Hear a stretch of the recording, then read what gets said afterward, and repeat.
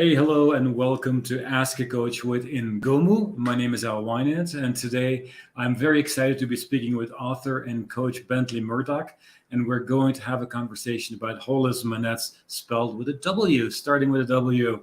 If you're joining us live on LinkedIn, YouTube, or Facebook, feel free to put your questions in chat, and we'll try to address them here live during the show.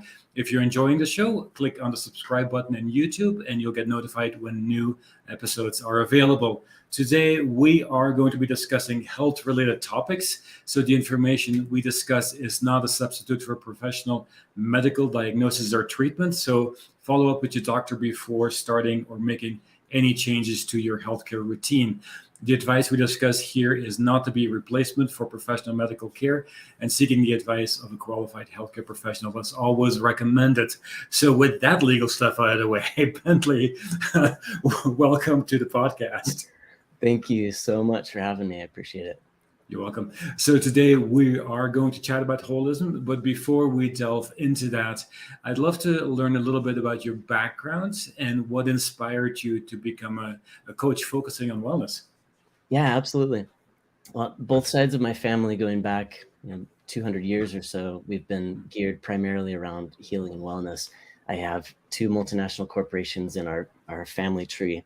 We had Nature's Way on one side of the family, and then on the other side of the family, we had Miller's Honey. So growing up, we had just this massive presence of awareness about food, awareness about medicine, using food as medicine, and always having a replacement for pharmaceuticals or medications and different approaches to alternative healing. So for me, I always felt like it was just a continuation of that. So I've been in the coaching space for about 25 years, focusing on addiction prevention and working with youth and families, and more so in the last 10 or so years, working specifically with nutrition and disease reversal, disease prevention. And I didn't realize until this weekend, I've been taking some of those supplements of your family's business for a long time. It's like, this sounds familiar. So I want to look it up. That's awesome. So you are one of our Ingomu coaches, and launching your coaching community actually next week on April 5th. Tell us a little bit about the coaching community on the app, what people are going to be coached on, what can they expect. Love to hear a little bit about that. Yeah, I'm really excited. The focus that I have within the coaching community on Ingomu is all about disease reversal and disease prevention. And I'm calling it ease versus disease you choose, because it empowers the individual to get back in the driver's seat and to realize that we can control disease symptom from showing up, and we can also ask it to leave. And we can create the type of clearing or the type of fertile bedding soil, if you will, inside our bodies and inside our hearts and minds that either feed cancer cells, feed disease cells, and feed viruses and bacteria and all these other things that cause mishaps in our body and keep the ease and flow of healing from going. Or we can be in a completely different trajectory if we choose it.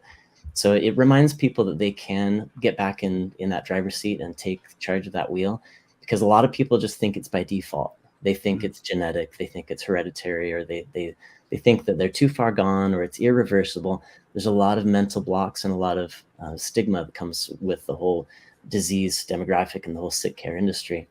So my concept is to approach it with a holistic mindset that is multifaceted and puts the person back in the control center, being able to choose what it is that shows up for them. And for a lot of people, there's these massive aha moments that come from these types of conversations. Thank you for sharing. We're looking forward to being there, I think next Wednesday, the 5th, when you have your first session. So I've dropped a word twice as we were introducing the show today, holism. So before we delve into that a little bit deeper, what is it? Yeah, it's a great question. It's a word that a lot of people throw around, and they don't necessarily attach the definition to the word. They just use it as if, oh, well, holism, it means complete, or it means disconnected woo-woo crystal yoga alternative medicine, right? And everyone can define it differently. But the way that I've come to know it is it means the entirety of the person, or the entirety of the healing, or the completeness of the physical with the intangible, all of the parts and pieces coming together that equal the individual. So for example, diving into holistic nutrition, it taught me that there's a lot more that goes into nutrient density, and it's not just about the food. It's about how you drink water and how much, and sunlight, and all of these other parts and pieces of vitamins and nutrients and minerals. There's a lot that goes into it.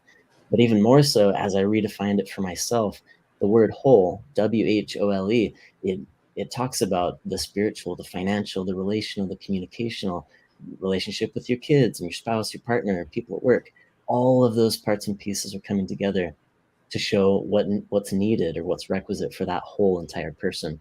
So I love to refer people back to this mindset of keep keep in mind that you have to be approaching it from a holistic perspective. And if we're not, then there are parts and pieces that are missing in that whole dance and exchange of trying to get back to a state of healing. And how do you incorporate it into your daily life? For a lot of people, it's going to need to be customized specifically for them. Just like if someone were to say, "Oh, what's the perfect diet?" or "What's the Yeah. perfect exercise regimen?" It totally depends. It depends what our goals are. It depends what our symptoms and pain points and ailments are. It depends what we have desire to do, and it depends what we're willing to actually do. And all of those things factored in, it's going to be very different from person to person. But just to give you an example, approaching life with a holistic lens would be walking into work knowing that the way that I interact with my coworkers is going to affect the way that my workday continues. And then that's going to affect the way that I feel coming home and what I choose to bring home with me, which will then affect the way that I interact with my family, which affects my sleep, which then affects the way that I wake up the next morning. And it's all interconnected. Another way of looking at it would just be tying a string from one part of your life to the other, and then to the next, and then to the next. And before long, you have this massive interconnecting web. And to be honest, all ships are able to rise or fall based on how that tide flows.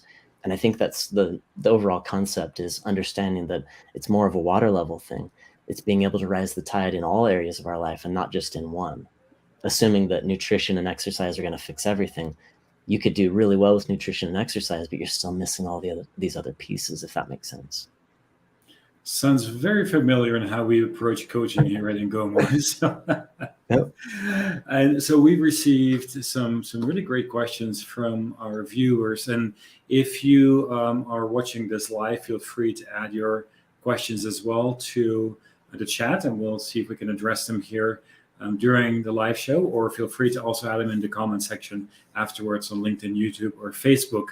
So the first question I have, Bentley, is from Nancy in St. Cloud, Minnesota.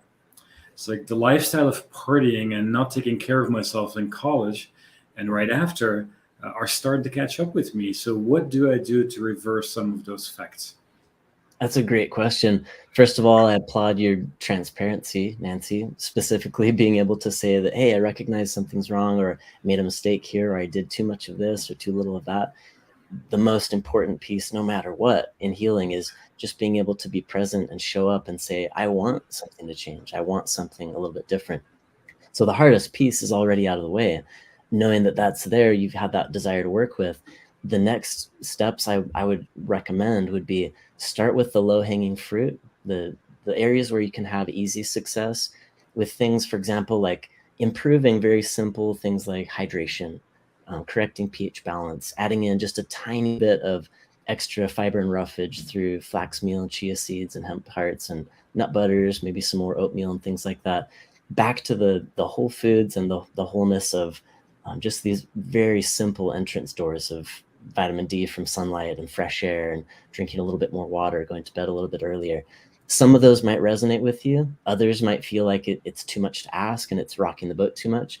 But if you're trying to find a way to just slowly ease into a more autonomic state of healing, it would be approaching those things that you can do pretty easily and you can inject into your daily routine that doesn't rock the boat and isn't going to break the bank.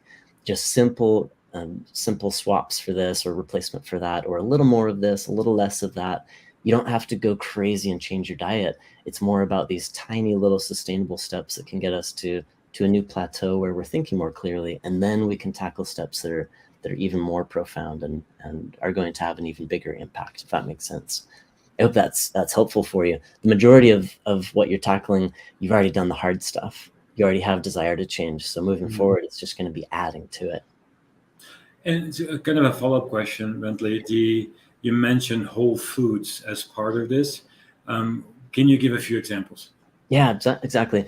Just like with holism in general, if you were to take rice, for example, or any refined food, any refined grain, you can take whatever the store is offering or the highly processed product, and you can say, oh, this is grain, right? But it's not necessarily what Mother Nature intended. It's part of it. It's the starch, but the complexity of what came from Mother Nature was the hull and the husk and the germ and the shell casing and the oil and everything in it that causes it to actually sprout into life. All of that was taken out so that they could increase the shelf life. It's the entire purpose behind that business conglomeration that adds value in their pockets, but takes away from the value that we get as the end user. So if it's something as simple as grains or rice, taking out all that good stuff makes it not whole anymore. So if we're returning back to a state of wholeness, it means that we're putting these things back. So if you're choosing brown rice over white rice, the nutrient density is like 1,000 times, just worlds apart, obviously. If you were to choose something like white potatoes over purple potatoes, again, nutrient density is just through the roof comparatively. So as we start to look at food and we find the little bits and pieces that have been taken out, ask ourselves, why is it that Mother Nature intended for those to be there? And as we return back to a state of holistic approach with food, we'll notice that our body is just so much happier with that fiber and that roughage and the omega-3, 6, 7, 9 fatty acids that are found in all the stuff that they're taking out.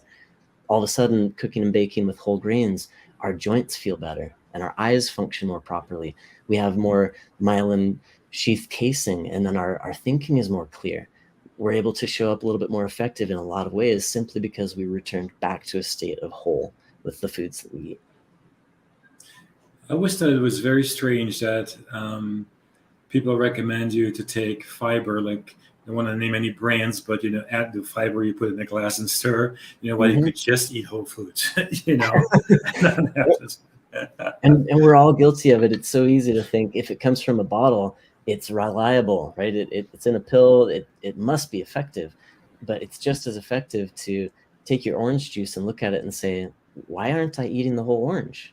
Correct. It's a great question. I'm going to grab a whole orange. And then when you eat that whole orange, you get that fiber and roughage, and your body is saying, wow, thank you. I'm able to be more regular now because I have all the stuff that was normally taken out. So it's more just about asking ourselves how we can get back to that state of wholeness. That orange tastes so much better. Anyway, so it does. So question from Jamie in Abilene, Texas.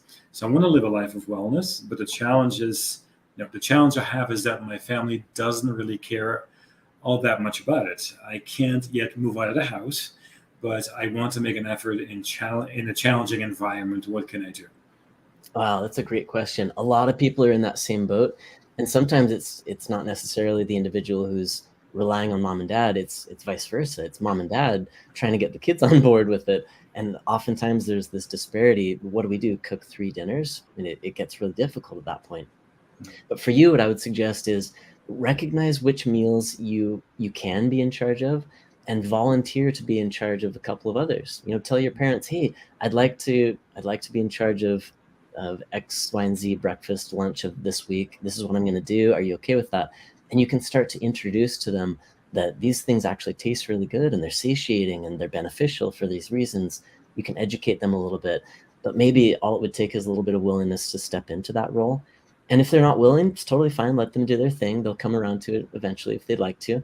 But for you, there are probably things that you can do to distance yourself a little bit and to take on that ownership and that stewardship of knowing that I'm in charge of what I put in my body. If what mom and dad are providing isn't meeting the needs of what I want for my body, what do I need to do to make that possible? Do I need to work smarter so that I can have more funds to then pursue this lifestyle that's more beneficial for my healing? Because if so, then I'm sure there's time that could be carved out of weekend movie or social media time that could be put into something that would be creative and lucrative for you. And then all of a sudden you have a little bit more to work with, if that makes sense.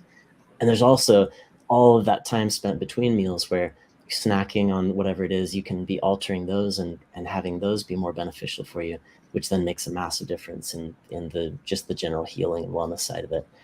But it's a great question. A lot of people kind of feel stuck in that way because they're reliant on whoever's buying the groceries. What you could do is just take ownership of that and start to volunteer to lean in and to offer your own funds to buy some of your own groceries. And I think that example is going to speak volumes, because mom and dad are going to notice that, and they're going to start making changes, because I'm sure they respect your discipline in that way, and they probably would like to adopt it for themselves as well. So lean into that a little bit and give yourself permission to treat yourself a little bit more like a tenant in a home, renting a room, rather than it being, oh, I'm stuck and there's nothing I can do because they're in charge. You are in charge of what you put into your body, and no one should be able to step in and force you otherwise.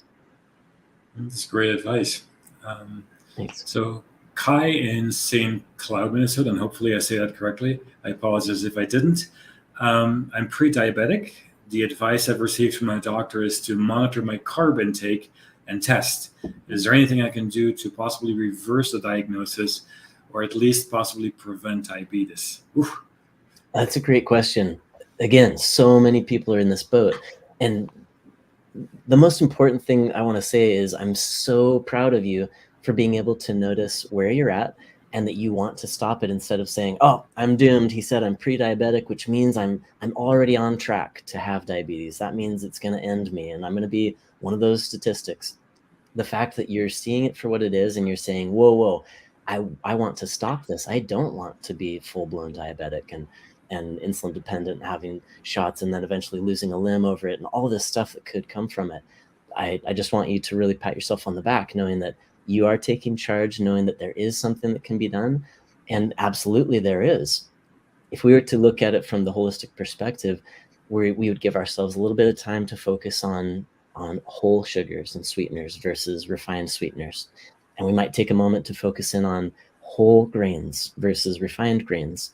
And we might take a moment to dive down the rabbit hole of artificial, synthetic, food-like substances versus whole foods and whole plants and whole fruits and berries and melons and things.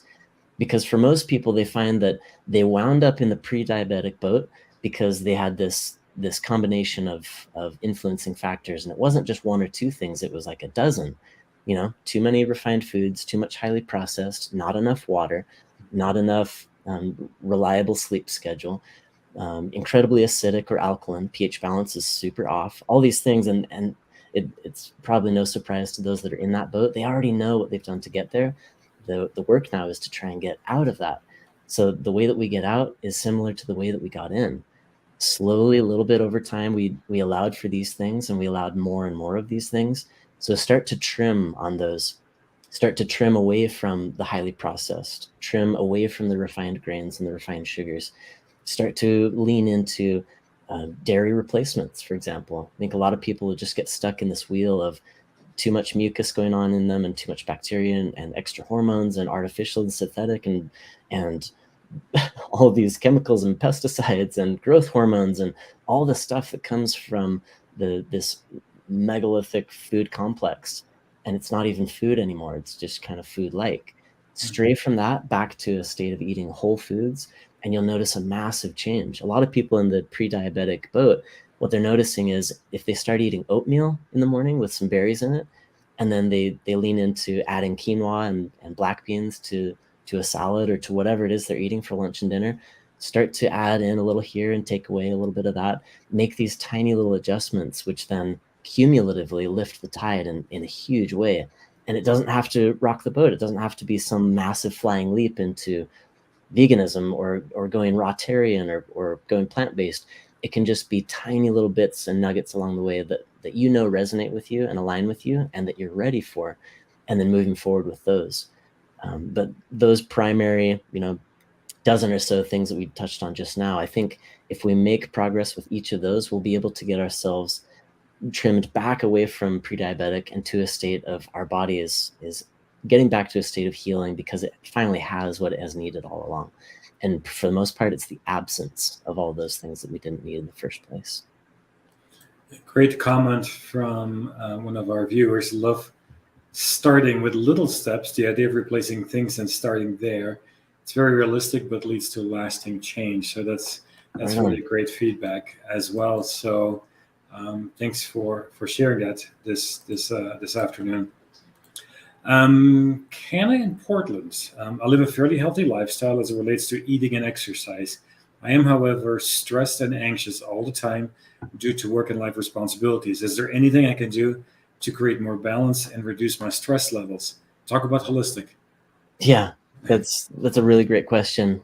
A lot of people in this boat of trying to perceive stress differently, they walk into it with a really initial mindset of stress is bad and I have too much, therefore it's going to end me. It's a Mhm. detriment in my life, and anything that's tough or hard or against the grain or any resistance or any difficulty, we just lump sum it into this massive pool of it's all stress and it's all bad. But my invitation to you would be turn that perspective around and give yourself permission to look at it like, yeah, some stuff is really hard and it's really tough, but it's also completely and entirely requisite for the job that I have, or for my role as a mother or as a father or as a caregiver. There are certain things that we just need to do, and there are certain responsibilities that come along with the job that we've chosen. And sometimes we just have to lean into it, knowing that if I am a finely tuned instrument, which each of us are, I have to be able to lean back into the fact that I am going to be high strung on purpose. Because if I'm not high strung, I can't play those really brilliant notes, and I can't harmonize with the other strings that are inside me and the strings of others. And I can't be a part of that symphony. So if I'm constantly trying to slack off, thinking that all pressure is bad, I will never perform. I'll never be able to show up with anything effective for anyone. So we have to kind of ask ourselves introspectively, what is a level of stress that is necessary and beneficial even? And what level is a level that's healthy for me that doesn't break me? Because I know there is a delicate balance there. If you tighten those strings too tight, they will snap. Mhm. Which is why it's so important to listen to ourselves and to ask ourselves, how am I doing right now? And what do I need right now? Because sometimes we really might need a 5-minute break. And if we can't give ourselves that, then we might snap. We have to be honest with the reality of whatever's going on. My biggest suggestion, first off, is to realign stress perception and try and look at the majority of stress as not detrimental, but some of it is requisite and some of it is necessary to push us to the next level, because that's what we desire. We're actually pushing ourselves out of a comfort zone and into a spotlight because we feel like we can actually be effective in that spotlight. But we have to be willing to embrace some of that discord and that angst we feel sometimes when we're about to speak in public, or we're about to do something big, or there's some unknowns. Usually we just perceive that as stressful and we just think that it's bad. But try and convince yourself that the majority of it is good. And then all of a sudden we find ourselves responding physiologically very differently. We still might have our change in breathing and heart rate and everything's very heightened, and there's still that rash climbing up our neck, or whatever it is. The physiological responses are still going to be there when we're super stressed out. But if we recognize that it's just our body preparing for the unknowns, then we can thank our body for responding in that way and tell our body that it's okay. I can handle this. I can do this. I've done this before. It's going to be okay. And even being able to just reassure ourselves through it when we're feeling stressed out can completely turn things around. So the whole balance side of it is another conversation altogether, making sure that family life and work life are balanced. I think that the best secret there is to let the strengths of both bleed into each other. If you're a great mom at home and everything is functional at home, but you wish that you could bring that to work, bring that to work. Bring that effectiveness and that discipline and the organization, whatever it is that helps that to work so well, bring that to work, and vice versa. Let them benefit each other. Yet don't bring them into each other's lives and existences where they're depleting from each other. Don't be allowing your workday to bleed over into your family life and then take time away from your family. Be willing to set those boundaries so that they're not stealing from each other, if that makes sense. They're only leaning in to benefit one another. And I think in the presence of those two focuses, it allows us to get back to a state of embracing a healthy sense of stress and knowing that it's requisite, and also being able to lean in and let our strengths help our weaknesses, if that makes sense to you. It makes sense, and I think it's so important to sometimes reframe that stress mindset into something. Yeah. So, Headache, nice comment here. Love the idea of use stress, if I say it correctly, and being aware of positive stress helping us move forward. So, thanks, Yeah. Teresa, for sharing that. Have a question that came in from one of our viewers live here. Mhm. So, any advice to give in preparation for a major surgery to support positive outcomes? That's a really good question. It depends on the surgery and it depends on what the outcome is that you want. But regardless, any surgery is going to have a massive effect on the body, and it's going to demand from the body a lot of moisture for reparation. You're going to be using up your stores of zinc and magnesium really quickly. So there's certain supplements that you can be taking proactively, like zinc and magnesium, maybe like a liquid fluoridics iron builder supplement, just to be helping calcium, magnesium, zinc, which is going to help your thyroid, help your hormone exchange. It'll help recovery be a little bit better for you. The two, first off, I would say that are most influential would be hydration and pH balance, because you're going to be, if you're under an anesthetic, your body's going to be working really hard to get rid of all that after the fact. And your body's going to be pushing and pulling a lot of fluids from all over in order to get the reparations done. And it's going to be in emergency mode to try and repair things, because it knows that there's a foreign there's a foreign item coming in, and the skin's being ripped apart and things are happening down there, whatever it is that's going on. So you have to be able to supply your body with whatever it will need. And hydration and pH balance are so important to make sure any and all fluids that are exchanging in there in order to make that reparation happen are optimal. So more so than your body weight in ounces every day, I would exceed that even a little bit more. But make sure that it's clean water. I'm not talking tap water. I'm talking like spring water, geyser water, the kind that isn't just filtered. And with the pH balance side of things, you can do pretty well to just put yourself on a regimen of 1 to 2 tablespoons a day, which is going to automatically correct the extremity of pH balance in your body. And if it's not apple cider vinegar, it's wheatgrass juice or chlorophyll. And those are the only 3 liquids the only 3 substances that I know of that can auto-regulate pH balance in the body. And if you're not utilizing one of those every day, then it's very likely that your pH balance is off in some way. So just keep in mind that your body is this massive sack of water, and we're just like a hot tub, just like a pool, and we have to balance those chems every day. So lean in with one of those 3 or all 3 if you can, because you can't go wrong with using those. It will auto-correct whether you're extreme in alkalinity or extreme in acidity. So I would use those first and foremost, in addition to leaning into a blood panel, if you're able to get a blood panel done preventatively, and just find out what you're deficient in and bulk up on those first so that you're going into it prepped and ready for the surgery to go well. Thanks, Bentley. You mentioned the pH balance a lot, and adding some of those supplements. And how do you know what's the right pH balance for you, and how do you test that? Yeah, it can be tested a lot of different ways. There's really simple strips you can get. They're like a saliva swab strip, or you can do a urine test for pH. And pH is going to be changing really, really quickly. It could change between 24 hours. You could have a full extremity of one end and then full extremity of the other end the next day, because it's hinging on what you eat. Just like with a hot tub or a pool, you pour in certain liquids or certain chemicals, and the entire pH balance of that body of water changes, and we're the same way. So if you were to lean in with something like apple cider vinegar, for example, you don't need to be regulating, oh, did I take too much? Or it'd be kind of like asking, did I eat too many apples? Your body's going to use whatever it is, and that kind of fiber and reference is going to be good for you. There's a way of allowing your body to just check off certain items off your mental list, knowing that my body can auto-regulate if I just give it what it needs. And apple cider vinegar is just one of those really inexpensive, miraculous liquids that has the living enzymes in there that can help auto-regulate that pH balance. And it puts it back in that homeostasis point right around 7.2, 7.4, which is what your body wants to be. And the reason why it's so important is because if you're in that little zone, then all of the billions of villi in your intestines are actually absorbing the vitamins, nutrients, and minerals that you're eating and taking every day. But if not, then all those things are just flushing right through you, and it's a complete waste. And I think that's why it's so important, and not just for your vitamins and minerals, but also for the liquid that you drink. Some people are chronically dehydrated, even though they drink plenty of water. It's because they're not absorbing any of it. So in order for your absorption to be optimal, and even for some of these other questions with prediabetes and pre-surgery and all that, if we can correct pH balance, then all of a sudden the villi are open, the tissues are open, and the exchange of fluid in our bodies is optimal. So then everything can go everywhere it needs to go, including the oxygen and the vitamins, nutrients, and minerals. That's why it's such a huge part. It's something I bring up, I'd say top 5, regardless of what the symptom or ailment is.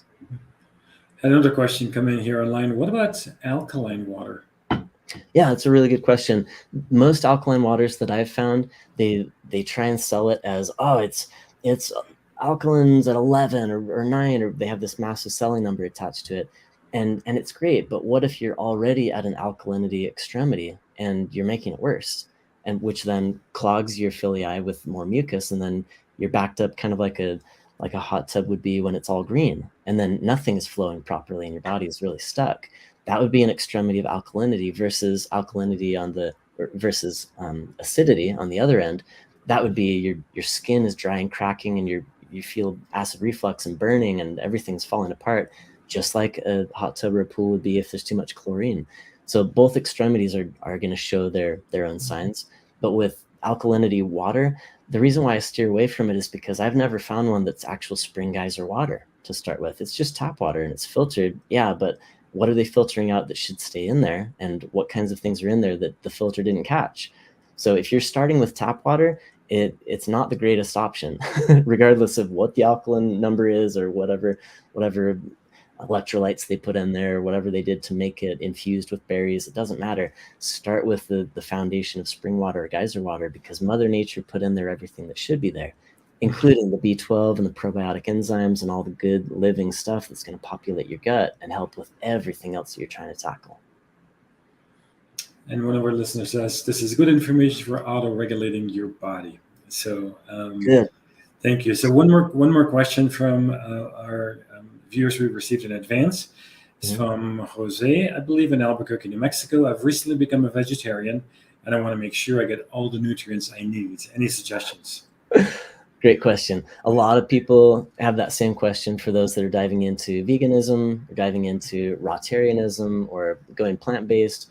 There's a lot of different diets out there that are incredibly specific, and some very rigid and very difficult to go to. If you're living a typical standard American sad diet, it's going to be a really massive stretch to get there. And for a lot of us, as we start to lean towards eating more plants, we find that it's really difficult.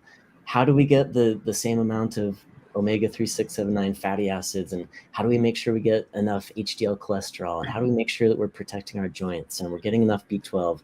Because those are all the things that we're not going to be getting as much of, clearly, if we're changing drastically our diet in that direction. So the thing that I like to mention first off with altering diet drastically is, why are you altering the diet? Because some people would say, oh, and it's for the animals, or it's for disease prevention, or it's because I have cancer, or because I'm trying to prevent diabetes. Whatever your reason is, attach yourself to the parts of the diet that you're looking into that align with that reason, and just take those. Because there might be parts of whatever diet you're looking at, vegetarianism, for example. Let's say someone's stepping into vegetarianism who is also lactose intolerant. Bad idea. Because they're going to allow themselves to have a whole bunch of dairy, and it's totally fine. It's green light item, right? But if they're lactose intolerant, then they're just going to be clogging their system with a bunch more mucus, while eliminating a lot of the things that used to offset that and actually help them beneficially. So whatever your reasoning is, and whatever your passions are that they're coming on the back end, let those drive you, and let those push you into research about where you can get the things that you're going to need in order to make sure that your massive apothecary wall inside you of jars are all full, from B12 to zinc to CalMag and all the other things, and vitamin D and the hormones exchange and the thyroid support. All of those beakers need to be full. So just make sure that you're finding ways of supplementing if you're not getting them through your food. Ideally, we want to be getting as much of our vitamins, nutrients, and minerals through our food. But if we have to supplement, just make sure that you're choosing the best options for supplementation. And it's been kind of fun and humorous at the same time, coming from this massive background of medicinal, herbal supplementation in my family, and then finding myself at a turning point where I'm not even recommending those products anymore because I don't believe in them, the fillers that they use. So then I'm turning to other companies that do a better job because I'm all about optimal, best, highest quality. And we have to do the same for ourselves and for our families. So lean in and look at whatever the diets are that are offered, and just keep in mind that there is no such thing as a diet that works for everyone. It does not exist. And there's no protocol that's going to be perfect for everyone. The greatest advice that I've found was penned by Michael Pollan, phenomenal author. And he said, eat food, mostly plants, and not too much. And it's overly simplified, but at the same time, it's so brilliant. Eat food that's actual food, less of the boxed, highly processed stuff, and make sure that it's mostly plants. Can you still leave room for some animal products? Yeah. Listen to your body, be intuitive about it, and find out what you need. Get a blood panel and look into supplementation, and not too much. Or maybe eat more because you're trying to gain muscle, and then we can factor in all the customizations, but keep it flexible and try not to align with the rigidity of a strict diet that's keeping you from the cravings that are there because your body is speaking to you. Lean into what it is that your body knows that it wants and allow it to have some of those things as you do research about why you're craving those things. And it'll be a really fun journey for you. Thank you for sharing, Bentley. Thank you, everyone, for sharing your questions, either before the program or during the program here today. Thank you for doing that.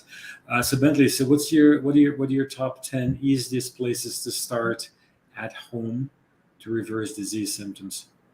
Good question. I think some of the few things that we've touched on already, and I'm so OCD and so over the top about things like hydration and pH balance. I'm always going to be circling back around to those, because once those are optimal, then our sleep changes and the way we react changes and how we show up for others changes. So I would say those would be at the top. Drinking more closer to our body weight in ounces every day of spring water would probably be my first one. I would say pH balance correction with apple cider vinegar and or chlorella and chlorophyll and or wheatgrass juice would probably be number 2. Some of the other things that would follow would be just correcting your breakfast routine. Looking into why it is you do what you do in the morning and removing caffeine and removing coffee and starting to swap in some other things like mud water, kachava, or some of these other awesome products, and being able to make room for oatmeal, make room for hemp hearts and chia seeds and nut butters and nutso butter and some of these things that can step in with a massive amount of HDL cholesterol, which is the good cholesterol, and a bunch of roughage and fiber, a bunch of healthy fats, and a ton of protein from the best sources. So if we start our day with that, we're setting ourselves up for an awesome day of reparation and healing, especially for those that are noticing they're heading towards pre-diabetic, or if they're already battling cancer, if they've already got gut issues, other things. If we can correct the tail end of that cleanse and detox process that our body's trying to do every night and finish it up with a bunch of really awesome fruit and berries and melon in the morning, and then follow that up with a really hearty breakfast of oatmeal with a lot of protein from nut butters and things, that's the kind of stuff that sets us up for a really, really great day. Because if we eat in that way for breakfast, I promise you that your lunch and dinner are going to follow a little bit more healthy in that direction just by default. So those would be the first primary things I'd touch on. Others that I think are right in line with that would be just make sure you're getting more dark berries, more pigmentation, more microgreens. 70 times nutrient density than the adult version are these tiny little sprouts, and you probably see them in the grocery store, a little container of sprouts, and they're, I don't know, 10, 12 bucks, and you're thinking, oh my gosh, that's so expensive. But if you knew the potency, and if you knew that they really are 70 times more potent with those vitamins, nutrients, and minerals, you would look at that and you'd say, whoa, this is way cheaper than the pharmaceuticals I'm taking. I should be doing this instead. And instead of just swapping out one for the other, take something like microgreens and dark berries while working with your healthcare provider and your doctor to find out what you need to do to change those numbers inside you so that your meds can be adjusted.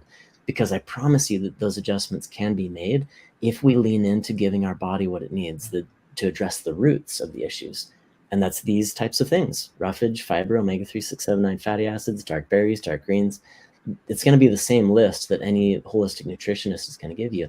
It's just a matter of implementing it, if that makes sense. So those would be the first few. The others might be more intangible. For example, leaning into desire-based recreation, making sure that it's something that I want to be doing, make sure I'm implementing in movement, and that it's something I enjoy. And even better, if I'm doing it with other people and it becomes this social thing, and maybe it's like a walking group or a certain sport that you're playing, just wrestling with your kids or jumping on the trampoline with your grandkids. There's so many things we can be doing that are actually really fun. And if we start doing those, it allows for that flow and that rush within us to improve circulation and decrease hypertension, help heal our heart, and do all these kinds of things that keep us from dementia and Alzheimer's and keep the stroke from showing up. There's a lot that can be done there, and it's these simple changes, these simple little lifestyle baby steps that we can be implementing. Stress perception, like we talked about, and then just playing more, being more quick to laugh at ourselves when we make mistakes, being more lighthearted, being more carefree, giving ourselves a break more often, going easier on ourselves, giving ourselves permission to step away from everything and turn everything off and go sit in the grass for 5 minutes and just go breathe. If we did that more, we would be healthier as a nation. There's so much missing with these tiny little pieces, and we just think that we don't deserve it, or we're not worthy of it, or it's going to be a waste of time, or I don't have time for that, or my boss won't let me. There's all these excuses and reasons. But if we set boundaries and if we demand high quality for ourselves with the food we eat and within our lifestyles, we'll start to make these changes that are actually sustainable, because we made them gradually and we were realistic about our process into them. So those would be just some of the things that I would really dive into as far as like the first dozen to tackle. And we don't have to do them all at once. We can just find a couple and then add a couple more the following week and just make it a slow, gradual, sustainable process. I'm with Joyce on this one. I'm loving my microgreens. They're delicious. Yeah, awesome. And they are so full of life. And once you start into that, and there's just so much more to learn and so much more to do. So true. So Bentley, what's the one thing I should have asked you I didn't today? Good question. Honestly, I would say the number one culprit, because that's usually what people ask, like, what's the worst thing that I'm probably doing that I shouldn't be doing? And within that conversation of what are the biggest culprits, I think we touched on it a little bit with the excess dairy and highly processed and all these other things. Honestly, I would say with that demographic of number one culprits, the artificial synthetic avenue of getting all these things, petrochemicals and heavy metals and things into our bodies through the food that we're eating and through the highly processed things we're eating, definitely right up there with the artificial synthetic colorings and dyes and fragrances, and hand in hand with the excess highly processed dairy. I think those three things working in concert together are the majority of the downfall of what America is up against right now. Heavy metal toxicity, artificial synthetic petrochemical toxicity through all of our bathroom products and everything we breathe all day long and everything we bathe our skin with, which 80% of it soaks into us, in addition to all of the highly processed, just laden with hormones, some artificial synthetic, and the pesticides and fillers and bulkers and growth hormones and all that coming through the dairy industry. And all of that working together, it shows up in our body, and our body says, 100% of what you just gave me, I cannot use, and I now have to utilize all my resources to get rid of it. Thanks a lot. I'm totally bogged down, and I'm now stuck. I just have dozens of trash cans full of stuff that I have to get rid of, and I don't know how I'm going to get rid of it. Super bogged down.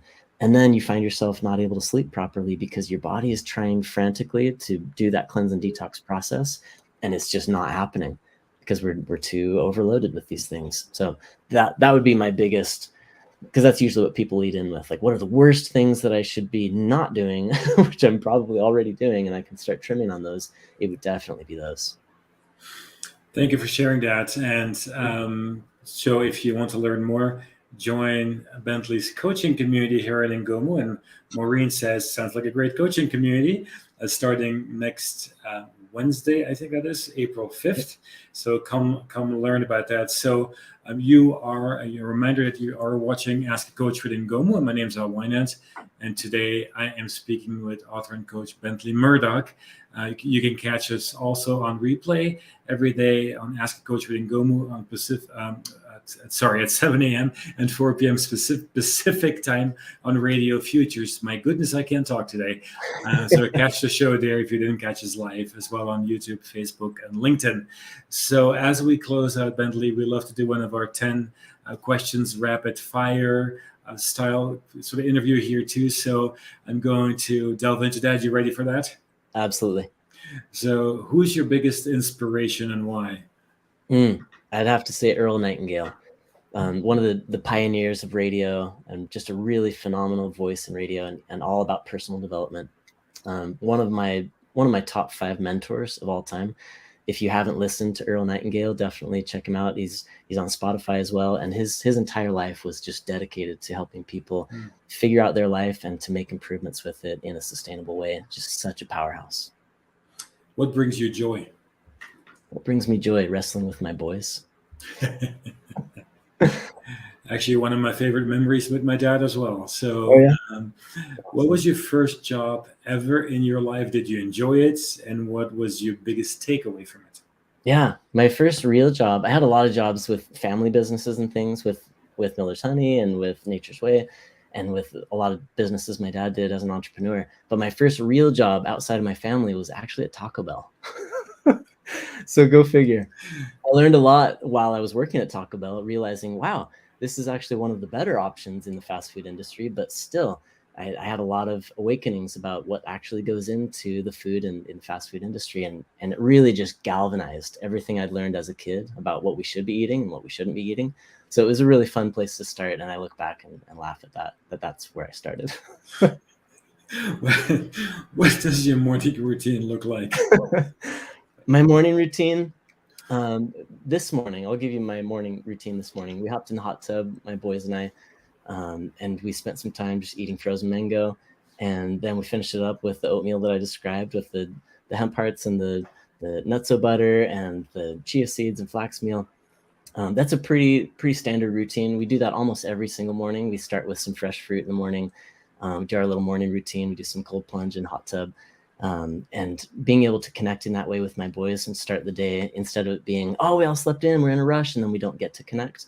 I'm a huge fan of being able to connect with family in that way.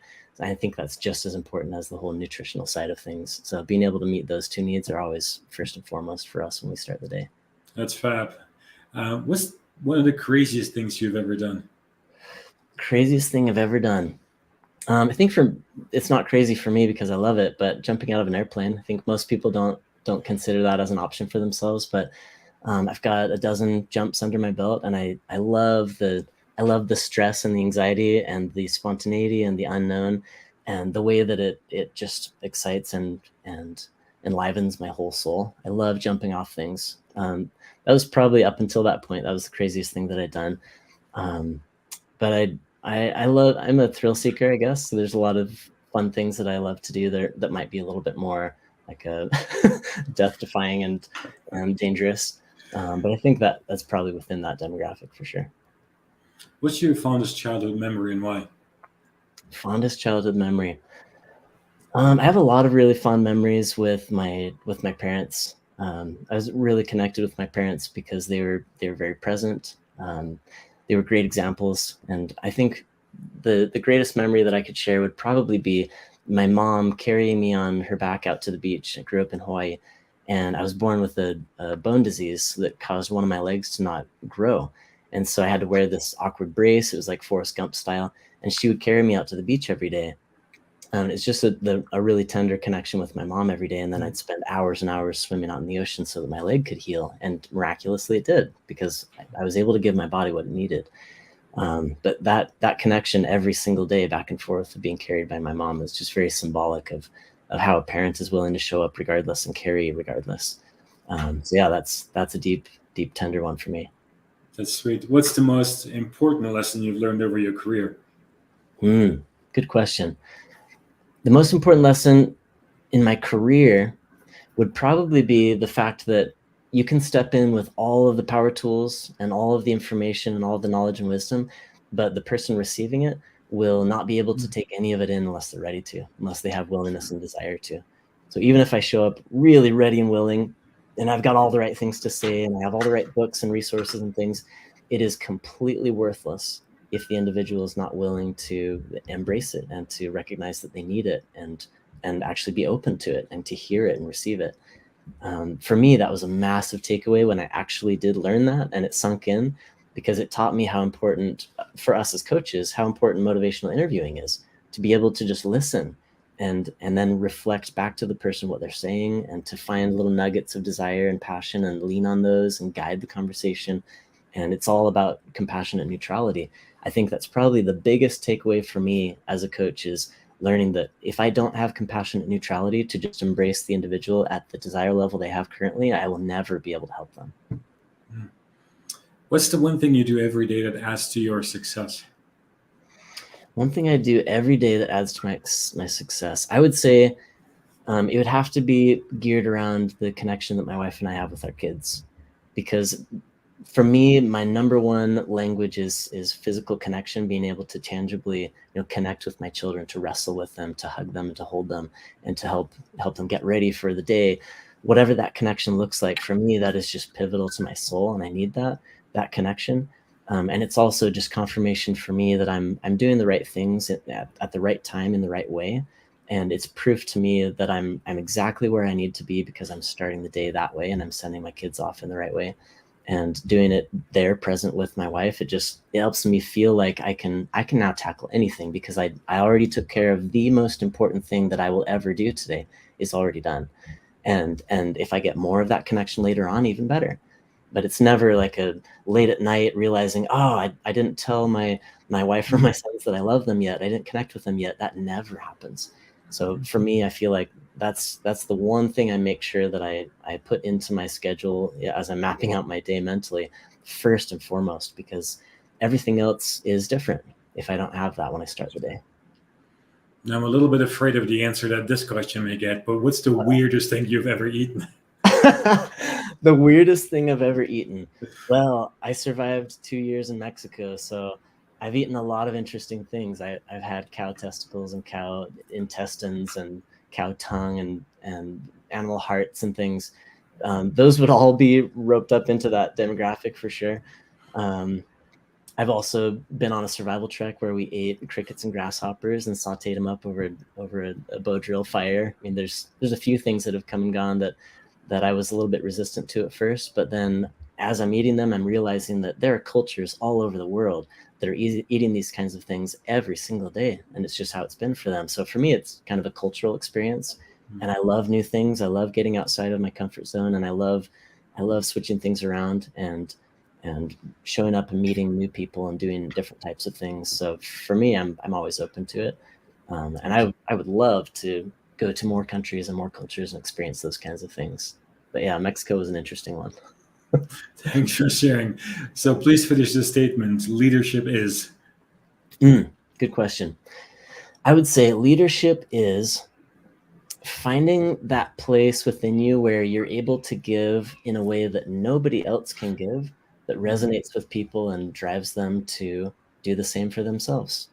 To find that they have the capacity to lead others in a way that I wouldn't be able to lead, because they bring something to the table that's unique to them. I think if I dial that in as a leader, it would be the epitome of success for anyone who's seeking a role in leadership or trying to embody leadership into those that they're training or coaching. Leadership for me is all about being able to equip others with the capacity to then lead others. The whole perpetuation, maintenance. And if we can dominate that, then absolutely we are in a status of leadership. Thanks, Bentley, for sharing. Thanks for answering the questions of our viewers and listeners. So if people want to learn more about you, connect with you, what's the best way for them to do that? Yeah, we just went live with our brand new website, customcoaching.com, and we're still working on that, getting it all dialed in.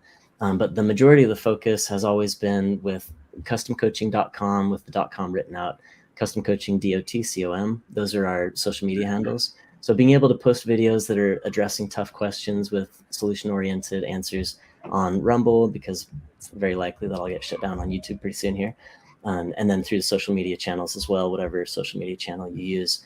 We're going to be expanding more in that direction. But more recently, just being able to really funnel people into the direction of getting to know Ingomu and seeing that in the same way that people say there's an app for that, Ingomu can say that there's a coach for that, because we really do have a massively robust community of coaches that then have their own communities that are very fine-tuned and very niche, so that then the individual can customize exactly what it is that they want to work on with a team of coaches. And I've never seen anything like it, to be honest. And I've seen a lot of companies out there that have tried the whole digital online coaching algorithms and predictive texting and AI bots and things. But for Ingomu to step in with that super genuine human connection and to maintain that and to not let technology get in the way, but to help enforce it and to make it fly, it's one of the most valuable avenues that I feel like coaches have access to right now. And I'm so excited to help it reach more people. Well, thank you for sharing that. I appreciate it. Thanks for joining me here today. And if you're watching live, thanks for being here live. If you're watching this on demand, feel free to add your questions to chat and we'll see if we can answer them as well. We are going to be back next Monday at 1 o'clock Mountain Time live with Carly Ward, and we'll be talking about motherhood, which will be a very interesting interview for me as part of that. So do send us your questions in advance via Facebook or LinkedIn, or send us a note at contact@ingomu.com, and we'll see if we can answer those questions live on the air as well. So Bentley, it was a pleasure speaking with you today, learning, and thank you for sharing all your expertise with us. I really appreciate that. Well, thank you for your time. It was such a pleasure. You're very welcome. And thanks everyone for watching us live. And thank you also for watching us on demand later. Make it a fantastic day, and we'll see you again soon. Right on. Thank you.